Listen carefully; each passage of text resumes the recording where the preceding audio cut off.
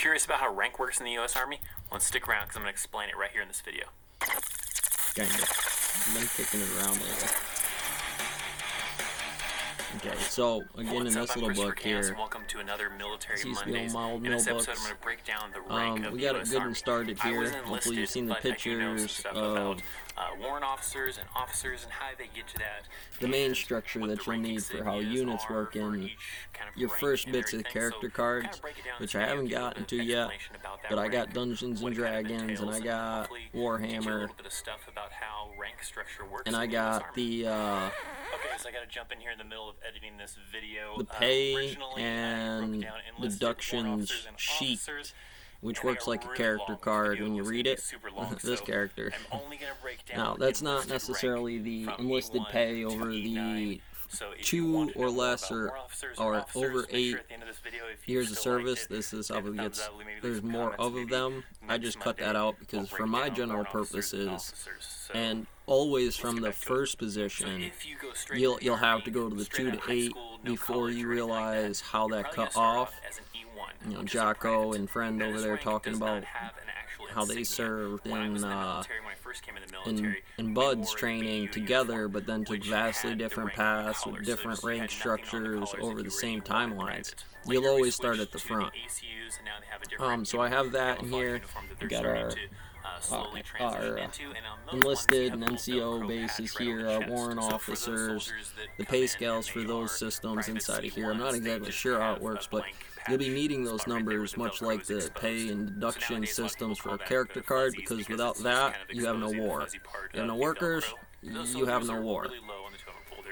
That's the 42 bit, 42 to soldiers, 42 soldiers, usually make the kids, or however that turns into. We got the officer structures. One is just good for recognition, just to have it handy, but it also can help if you're that type. I'm going to generally say everybody is off of a regimen, but in general, it'll help you memorize it. Okay, then there's the pay scale of those within the first 2 to 8 years of that consecutive base for something. So I'm not exactly sure how the mechanics work there. You'd have to be there. So we got the Army deductions and pay systems here. We got the BHR or BAH, and this is something I've talked about in the Bluestone Mill before. It's Sharp's katana. It's a BAR BAH situation. It's the husbandry of the guys in the mill, the equipment. That's the basic allowance and housing, which gets you into a portional model, some dark matter of your pay and deductions, your raises and promotions. The BAS, base allowances and substitutions, rates are based at the BH calculus tool, or calculator tool. Ratings based on a feeding of a single service member enlisted 372.71, at least from 2020, and officers 256 a month. Military clothing allowances once per year. Dislocation allowance, which is moving under orders in short. Family separation allowance, FAS, which is $250 a month allowance when separated from the family separated for more than 30 days on orders. Again, a preface, a condensed version of that. Family subsistence, subsistence support, supplement, family subsistence supplement allowance. Struggles with difficult economic circumstances that are out of your control. That's not necessarily something that's factored in, but it can be. Hardship duty, HDP, low standards of living areas if that's where you're from, but you have to figure out whether that's in the demographic or not. I'd assume I am, given the differential of a city, but I know San Francisco has to do something with it too against that standard. Cost of living's a little bit higher out there. You'd say it's better, but I don't know if nowadays it might change the metrics. Hostile fire pay. If you're in it, hostile actions, bad people, you're probably going to get hostile fire pay. There are some cases where soldiers come in the military as a specialist or even a PFC. Again, kind of based on some of your assignment incident pay, which is extended tours, hazard duty, which is flight party, the air crews and stuff like that apparently get the piece of that, where you'd get hostile fire instead of hazard duty. Social Security, Medicare, service member group, and Armed Forces retirement home. And those are very small actions at those last 3 or 4 that take a piece out of it, but it's marginable. You'll want that in the long end, just like you'll want people to listen. You'll take orders because eventually you want people to take your orders, even if you're an E2 here. You're considered a non-commissioned officer, but you're still making the same pay as a specialist. A corporal. A lot of times units will promote soldiers from specialist to corporal if they are, pretty well squared away and know what they're doing. What else we got here? We got the Soldier's Creed. I did manage to put that in here. It's nice, tight and clean. General orders. Army Corps values. I actually have a Mason quote in here too under the Soldier's Credo, one of my own. It's not Valentine Rabbit. I'll use. When you start to see squared, seeing it in 3D is just another step to the 4th dimension in 2D land. It's a little thing that helps you. You might want to integrate some stuff like that. Core values first. Talk about it in the mill. Work on those things on your own time. Don't be trying to. Alright. Code of conduct here. I managed to get all 6 on one page. It's pretty nice. Had to keep it real tight. So from here we can begin. We could go to the principles of training.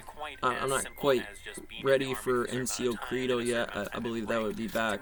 I want to try to follow a basic protocol.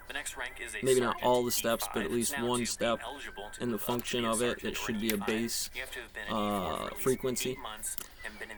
So you get that going, and what was going to happen here was that chart that I posted up in my timeline there about that pay and duty chart, because I'll follow that up with like a Warhammer character card system. Not necessarily to play Warhammer, but we will need to adjust this number and have a frame at least to generally understand what that system looks like. It's not that I wouldn't do it, it's just I don't think I can do it from here because of the lack of information, and I only have myself as a case study to work with. So if you can work with a large group, you get a lot quicker of a result. Just like inventing Warhammer, somebody had to. Probably trial and error went into those charts. Then we'll do some different land nav topologies, but for the most part we can come back to the mill books here.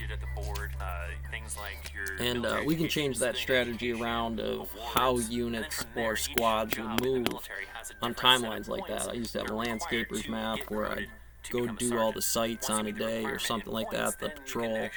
We can talk about patrol and a lot of different tangents you can take on this for theta, the angle of the optics on this thing. Mostly you're going to find 1 or 2 of them that's going to cover this material. No matter what it is, it could be an artillery base in here. I'm not exactly,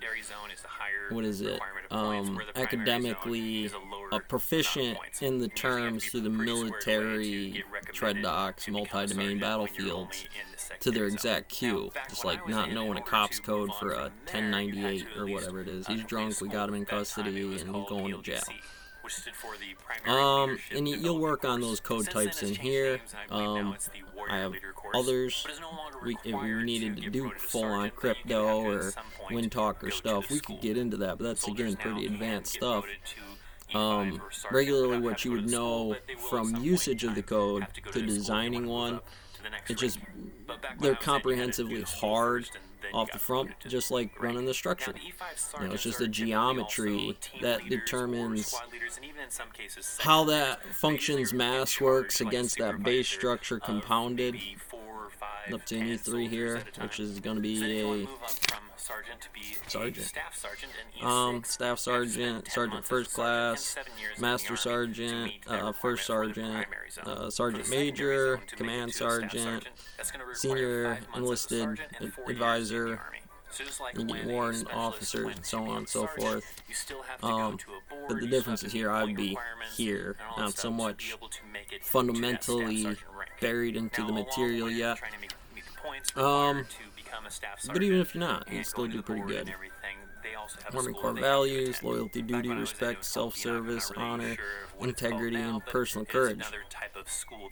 So there were a few things while I was writing this stuff out that, as an older guy, I'm 35, I want to really be able to make sure you understand, because there are a lot of superposition to some of the morality that might go into some of this system. But let's refer, before I say anything else, to that first sentence. You're going to follow orders because you're going to want somebody to follow your orders at some point in time.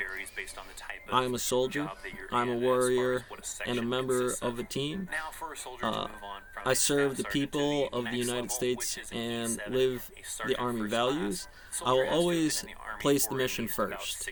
Well, that's difficult subject matter, but in general, it is the correct model. You're a stonemason, you follow the stonemason base. Carpenter, a soldier, first sergeant, sergeant.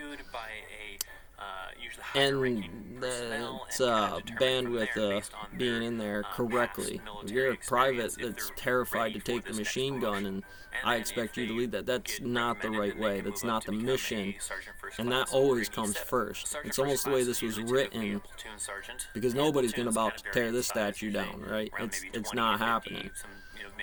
I will never accept defeat. There's a point where I can go back and correct the things. I can fall back from a position because it's probability, the mission, and how that function works to then regain the upper hand on the field. I will never quit. I've quit lots of times because it was the correct reason. I left a lot of places in this world where it was the right answer. I look back on it some days and say, well, given climatology and Tucker, you got to have the grammatics on those things before the cosmological crisis collapses and wave function collapse. I will never leave a fallen comrade.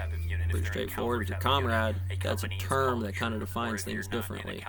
But obviously, as a team unit, even if you don't like it, as long as it has the badge, that's how it goes.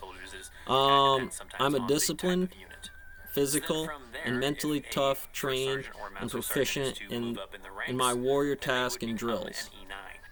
Be that way. It should be right here. I always maintain my arms, my equipment, and myself. This is something that necessarily I probably haven't done so well in life. A lot of stuff about not having teams, totally outside of a lifestyle that still says you survive, but that's not a good thing. It really isn't, especially with a high standard in such a way. Something we'll work on, hopefully. Something I very high indicator on things I'm paying attention to. I am always motivated. Alright. I always maintain my arms, my equipment myself. I am an expert and I am proficient or professional. You know, even though I'm not being professional here, it does require that, and that is the correct answer.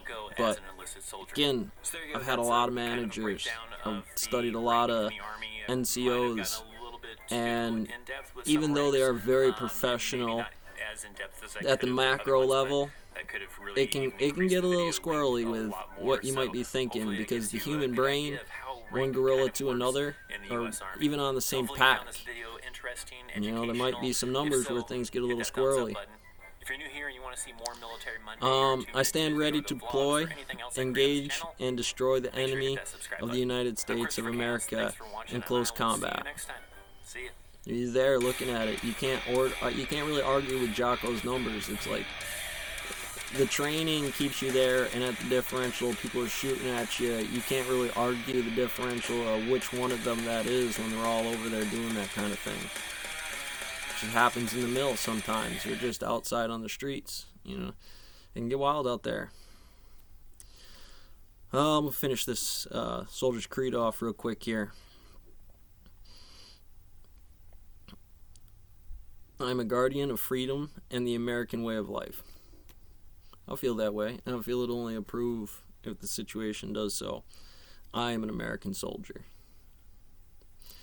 and then get you your general orders, which is commonly, there will be a few parts inside of there that even though you must speak this kind of thing with integrity in the situation, being a master mason and things like that inside of these standards, when I do land navigation differently for somebody's local numbers, I make sure that they follow this function because it's a variant on true north, magnetic north, and polar north, X, Y, and Z, rectangle coordinates to polar coordinates, or polar coordinates to rectangle coordinates, algebraic series, and things like that, that have a fundamental to the Bernoullis of how congruent this can be as long as you're staying within the 7 principles of training instead of the and or not nor logic gates that could go with that, because it's still 1, right? I could, from here, this is based in a 0 field. We don't really know where we're going without any limits to the capstone. And so that would really radically change what true north is, or well, however they're positioning the XYZ factors there. And as you go through this stuff, again, I'm going to work on this from here, and tonight and tomorrow I'll see how much I can crank out before I can take it up in there. I mean, for me, I got plenty of other ones. I got other books I could just bring with me. If not, just have them pop open Facebook and have them take a look at my stuff. You know, you got to be able to digitally adapt to this stuff, not just through the programming models, which I have a little bit, you know, I've gotten in here and cracked her open before, but it obviously gets much more comprehensive, and then even more so when you get into Ben Eater stuff, and they become people like you would expect to do the terms, because mathematically they're still the same. They're not going to get off of this farm too far. That's how you get dusted. So that's my note. I'll catch you on the next one.